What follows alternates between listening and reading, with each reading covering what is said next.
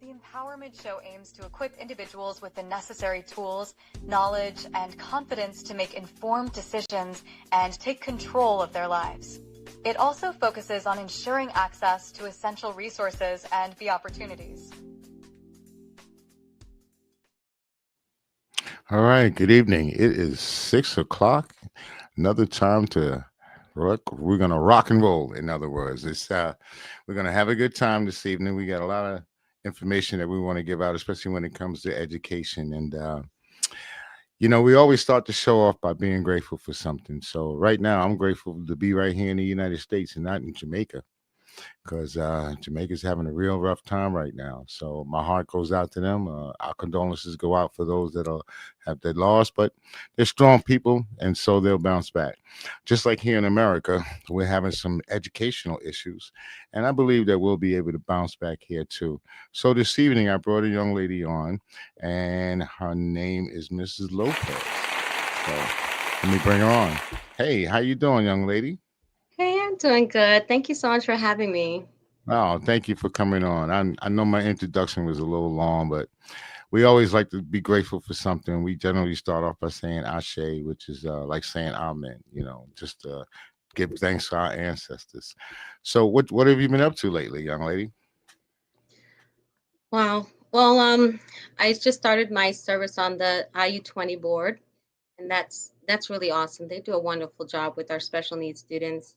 They have a variety of services for hospitalized children, and it's just really such an honor to be on that board and to see all the great work the teachers and the staff and even the transportation department's doing. With all the things that are going on right now, are you guys losing funding through the shutdown? Well, it's not a loss, but what it is just it's a delay.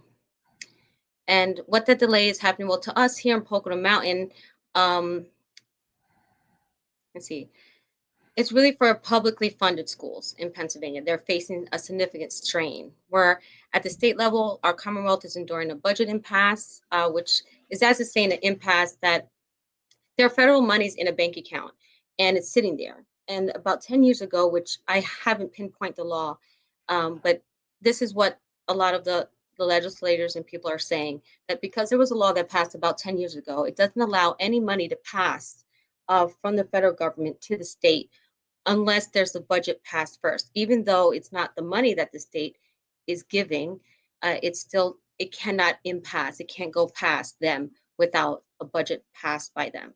So that's Right. one problem that I found, that because of that, we can't get our federal funds that are sitting in a bank account. Mm, Um, and I think that absolutely needs to change, because you can see the impact that is having on our kids. Because there's some schools that have to freeze. Right now in the IU, we're not hiring anymore. Everything's frozen. The IU, we need to borrow some more money just as a precaution, because we cannot wait for the special services that we give to the children. Um, because it would devastate our children so badly, because their special needs, their hospitalization, they need these services so that they can, have the opportunities that we we we want for them to have. right. um it's just sorry, it just hurts so bad, because these kids need us so deeply. And I'm just proud that I'm on the boards and we're able to think ahead, so we're borrowing money early on so that we can make sure there's no gap whatsoever.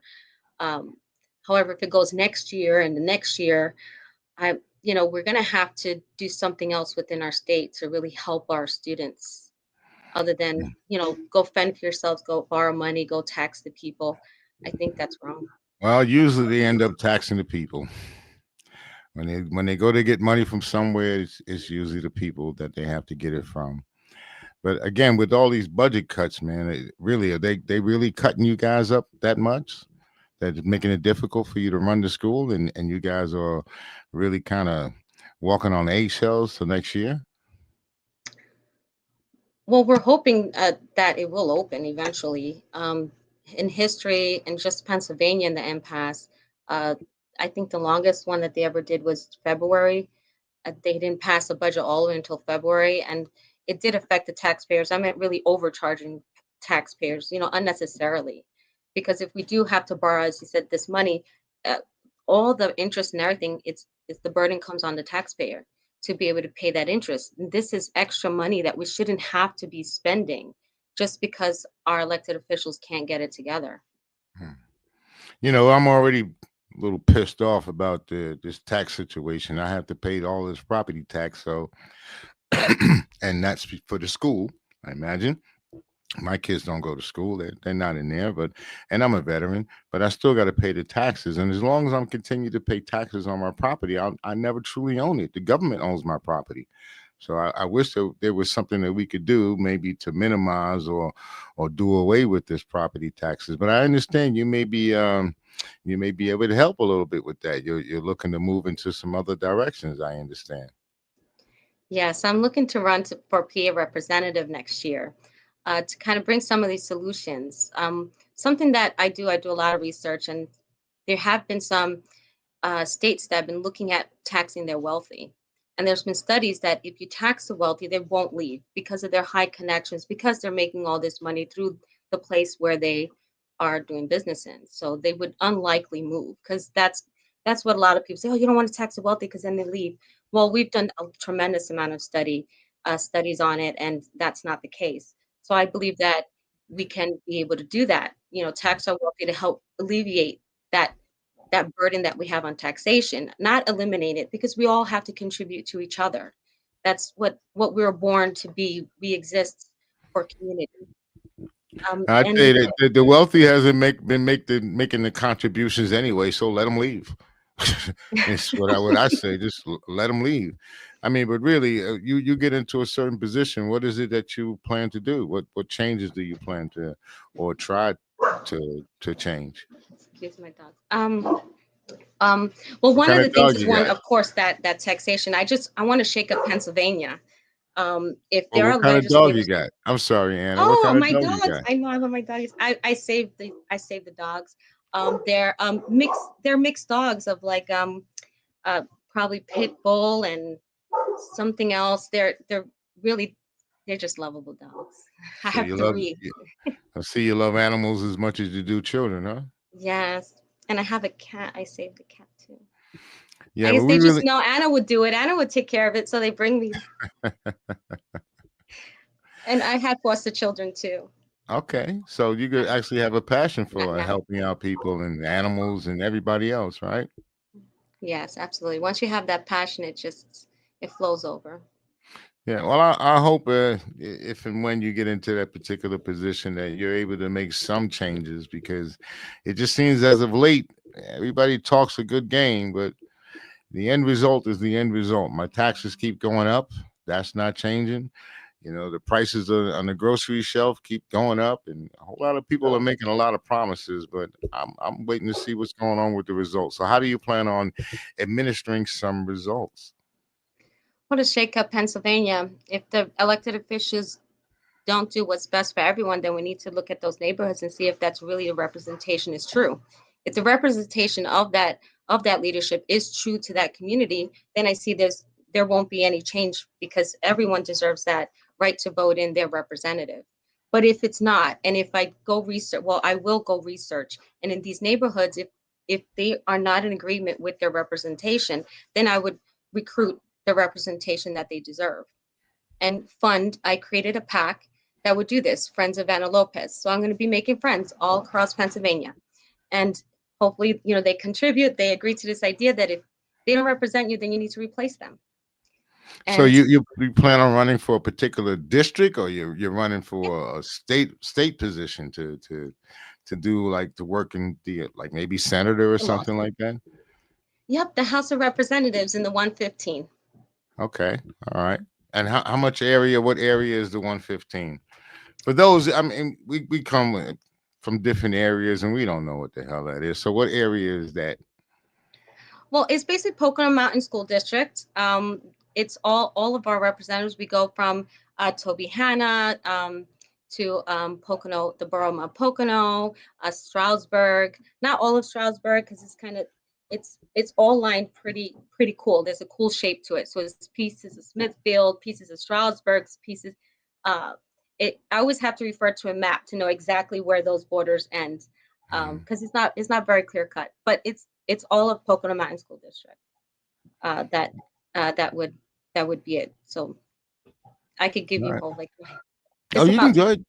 Do you? We're all ears. We're trying to learn about what's going on with our school districts and Mhm. how can we lower some of the burden that's seems to be forced upon us from this administration. So that's pretty much what we're looking for right now as far as the education is concerned.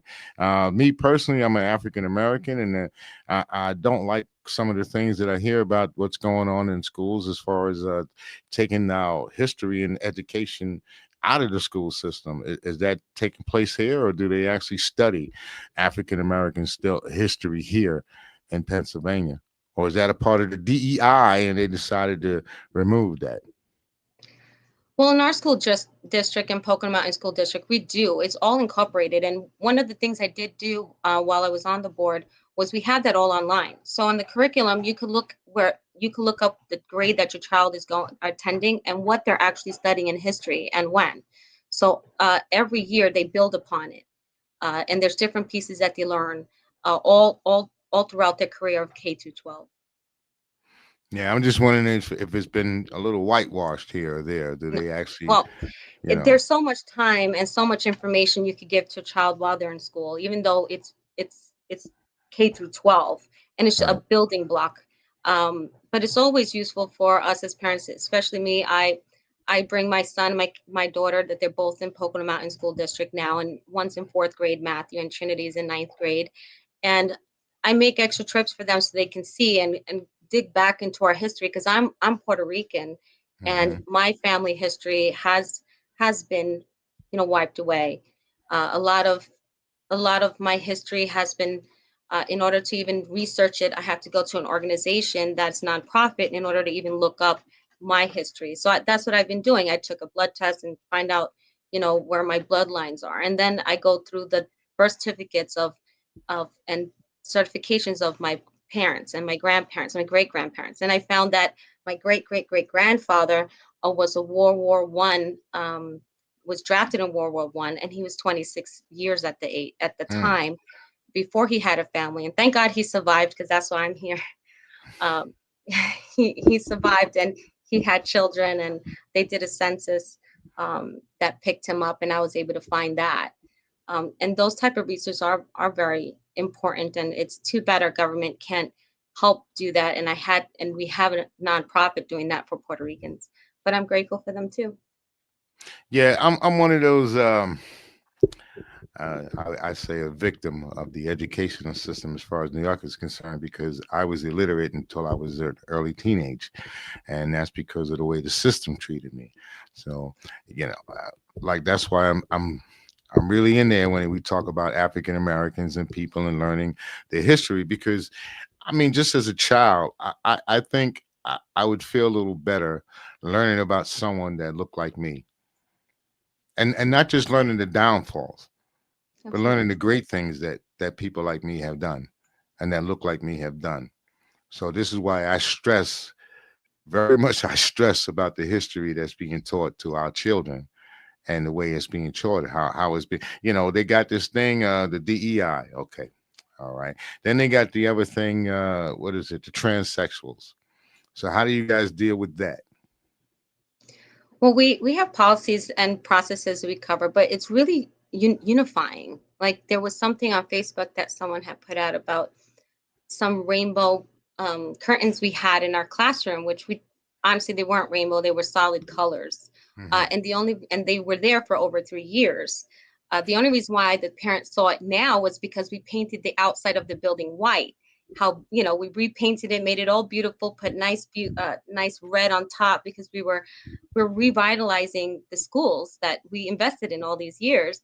So it was really something else that the person didn't see, the new white walls and the nice, red roof, but they commented in a political um, forum about how we see these solid rainbow, these rainbow colors, and it was really there for a long Okay. time, and it Look, was just really just a beautiful sky scene in the library. And so how we do, we just really talk with the parent and assure them that everyone, is welcomed, and it really wasn't what, you know they're solid. They've been there for 3 years. This is not trying to, you know, we're I just tell trying you to raise something. children and enrich them, That's include what I could them. tell you. Once something is out there, people think what they want to think. They already have it in their mind that that's a rainbow flag for LGBT people, for the gay people, for transsexuals, and they automatically assume. I'm going to tell you honestly, most of us don't know any transsexuals. To tell you the truth, I don't know any, I don't. from my understanding, they look so much like women or they look so much like men, you can't even tell. So I don't see where it makes so much difference as far as my child being educated. I know they want to keep that out of school. Okay, keep it out of school. I don't have much of a problem with it, but I don't want you to take my kids' entire history away from them. I want them to know that we had kings. We weren't always in chains. I want from Puerto Rico. I want them to say, "Hey, Ponce de Leon, 1601. That's where we started. That's where we began." And there's no such thing as the Baricua, that we're Tainos. That's what we had. And the mixture of them and the African slave, now we're Puerto Ricans. Right? So Yep. that's just a little history that I know. Not much. You know a lot more than me. But what we're Yeah, gonna do, I'm we're gonna 39% sub-Saharan African.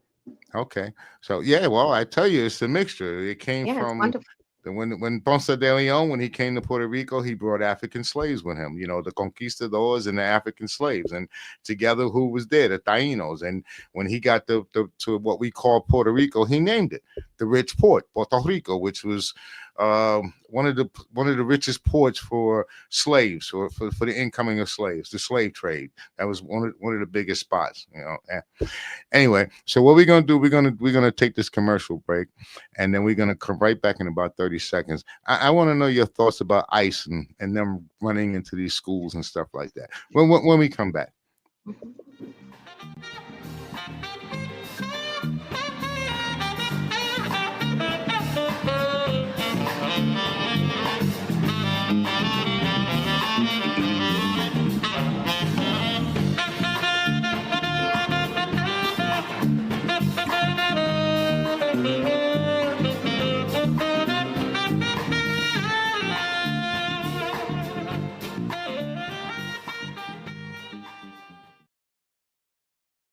Yeah, I don't know if you smoke cigars or anything like that, but this is a nice little club that people have over here. It's called IQ, and it's a cigar lounge, and they're out. If you're going out towards Marshall Creek, you get off that exit and you just kind of go straight down. It's easy to get to, but it's a real nice lounge. They play cards at times. They have Throwback Thursday. I just watched an R&B show. A young lady was there, fantastic singer, and they also have comedy nights. So if you ever want to check it out, anybody want to check it out, a good cigar lounge, IQ Cigar Lounge. All right. So we were talking about ICE and how ICE is affecting the education system. They're going into the schools. They're taking up the kids. Is that happening? That's going to happen here, you think? What? No, I think one thing I love about Pennsylvania is that we get to elect our judges. So in order for ICE to even come into our schools, they need a warrant, and they need to go through our police department, our local police department, and they need that signature of our judge. So if they do something like that in our community, like I was saying before, if we don't agree with that, we can always elect someone else next time. And here in Pocono Mountain, we don't have that problem, especially our police departments haven't, Pocono Regional didn't make that contract with ICE in the past. Um, but there are some counties in Pennsylvania where they do have that contract. And there was a Hmm. lawsuit, if I'm not mistaken, some time ago about now they no longer want to have that contract to be valid. Um, but it's something in the past that they've done, and the judge upheld the contract because now all of a sudden you don't want it. It doesn't work like that.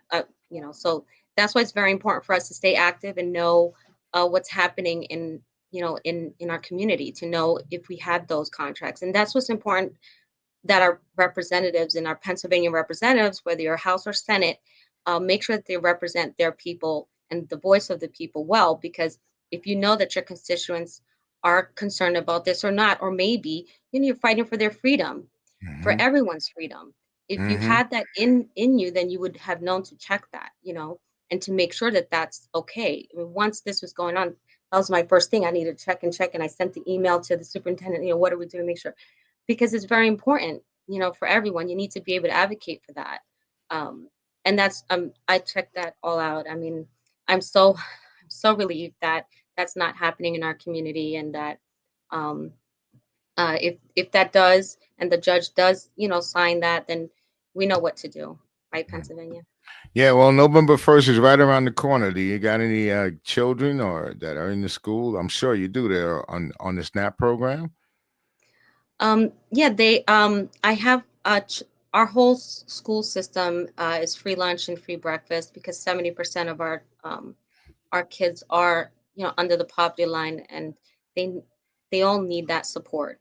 Um, what's great about Pocono Mountain is that in the past they didn't collect the taxes, right? It was always no tax raise, no tax raise. But when we went in, when we changed the school board, as a community, and I was placed on there, we started to raise the taxes at 1%. This is a responsible taxation for something like this that would come up. Like, thank God that we're not going to face that, because we reasonably taxed. So we have that to cover our children. So there won't be that disruption until the money comes in. And there wouldn't be any extra burden on the community, on the taxpayers, to pay anything extra, because we don't have to borrow for that. So you're saying that there's like a reserve put away Right. for people in the state of Pennsylvania or Monroe County, Well, Pocono Mountains, no, if you for want. Pocono Mountain School District, yes. Okay, But there so are schools that have not done that, or not capable to do that. And they're shutting down programs, and they're cutting, they're cutting after schools, and it's devastating for them. And it's so sad. I have my superintendent, she's we're talking about it just at a conference, and we're in tears, because these are children. mhm. We and we're obligated by law that children have to go to school, or the parent gets in trouble, right? So now we're sending the kids now to school, we're meeting our legal obligations, when meanwhile there's no legal obligations, that we paid our taxes on top of sending our kids to school. Now we don't have the funding to fund their lights, you know, their teacher, there's some breach of contract there. There's supplies in school, there are books in school. I Yeah, understand that you have teachers now. food. I mean, even prior to this shutdown, that teachers had to go out to buy actual supplies for their classrooms because there's not enough funding to do so. So something's got to be done. And I see that a lot of things are being kind of pushed over to charter schools. And what are they taking away from the public schools and giving to the charter schools, or what's going on with that situation? Well, what's happening is that the charter schools are not regulated enough in Pennsylvania law, which that's one of the big things I would work on, like day one, to see how I can. You have to go and talk to your representatives. You have to, go all around Pennsylvania. Like, I'll go all around to talk to the representatives in the Senate, in the House, to personally let them know, like, this is necessary for all taxpayers. This is not a political party thing. This is a people thing. And if you're taking public funds uh, from us to the charter school, to support just a blank check, because that raises our taxes. They Mhm. get to choose a private school, they get to choose a charter school, and they get to take it from my pocket, so they can have a choice. And I'm all for choice, but I'm more for investment. And when we invest in public education, it's for all people, not just for the few. And that's where I have an issue with the charter schools, that it's just for the few. And they're not regulated enough. They're not teaching the kids quality education enough. And we're ready. Our public schools are ready. Like, if you take it as a whole, as Pennsylvania as a whole, New York City, our education system, all of the United States, is at a deficit itself. Like, we're just not as quality as we should. Imagine not even regulating them. I mean, we have way more regulation in public education than they do, and they have funds from our public funds to them. They should be regulated the same. I mean, why are we treated differently? It's not right. It's part of private. They're privatizing it. They want to have people have a choice on the taxpayer's dime. Like, if I want my kid to go to a private school, I have to go and work for that. So I think it should stay like that. leave public education for the purpose that it was created for the unfortunate, for the underserved. People can't work and make that happen for themselves. This is what public education is for. It's not to privatize and give you like, every, to give private education off of my dollar. I personally don't want that. I want it I for think everyone. this is what I can tell you. I can tell you, this is just my personal feeling. So it's hypothesis. I think there is a conspiracy. I think it's a conspiracy to take the average Americans and dummy them down. Because the education system, when I was younger, I mean, even though I didn't get it, but ranking around the world, we were much higher than what we are now. And we got to hire people from other countries to come over here because our people over here are not educated. They don't have enough education in order to perform the tasks that are needed. And I think that's by design. I think that's done on purpose. It's the dummy us down. The dummier we get, the more they can manipulate us and tell us just that and the other. And No, that's I, just I my will add to opinion. it. I mean, all of a sudden we're elevated, right? I'm the first in my generation to have master's degrees. I got 10 degrees. I'm very well educated. So now that Hmm. I'm well educated, now all of a sudden charter schools are coming up. So now Hmm. they're trying to take away the opportunity that I was fortunately given to be able to educate myself, and now privatizing it. So they want to strip away our dollars and make our dollars even thinner than they already are. So And I and agree and with then some of that and stuff. here's the kicker: they want to make money on it because they're privatizing education, so they're making money on it. People pay more money for education than from when I was growing up. When I remember when I got old enough to go to college. College in New York City, the first two Yeah, years were I did. free. We didn't pay to go. You didn't Oh, have to that's pay. awesome. I paid. And I Oh, went to well, community college yeah, I'm a and I lot older paid. than you though. Yeah, but I'm a lot older than you. And I mean, back in the day, you didn't have to pay. You Yeah, didn't for the that's 2 year awesome. college. If you went to a city college, you didn't pay, Mhm. That's and you awesome. didn't pay until you got to the state level that you had to pay. Now you got to pay at every school you go to, and there's so many of these little I call them run of the mill schools that pop up that really don't teach you anything. They're here today and they're gone tomorrow, and they charge you a whole lot of money and stealing your money. But I think that's the way that they want it because somebody's getting all of this money. I- you know, somebody's Yeah. making a lot of money on this. And Yep. I really don't want people to make money on my kids or anybody else's kids Not off of me at and their my blood, expense. sweat, and tears. Yeah. Yeah. Yeah, they want to take away the food for the kids. So they don't want to feed you. And then if you start to feed the kids, they may call you a terrorist. You know that, right? I know I started doing that at school.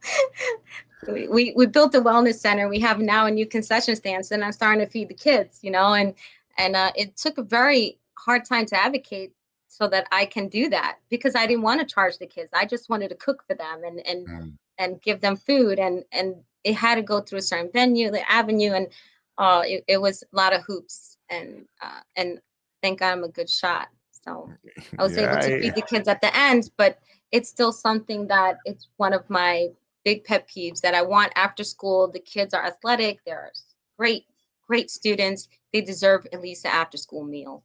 I understand that part. Look, we had the Black Panthers, and they actually came out and they actually fed us. They fed the after school programs. They did all of those. Matter of fact, I think they're one of the pioneers of after school programs and Yeah. feeding the kids, but they were called terrorists.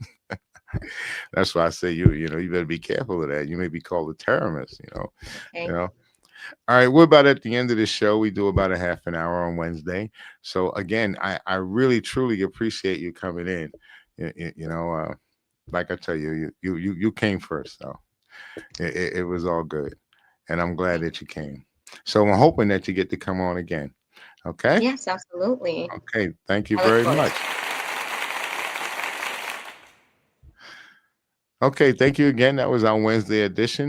You can like, subscribe. We're here. We're available to you, and we thank you very much for tuning in. Tune in next week, and we'll have something else for you. Matter of fact, tomorrow, I want you to tune in tomorrow, around about the same bat time, same bat channel, and we have a young man coming on. His name is Chris Mathis, and he has a show here on this network, and it's called Sharing Your Light.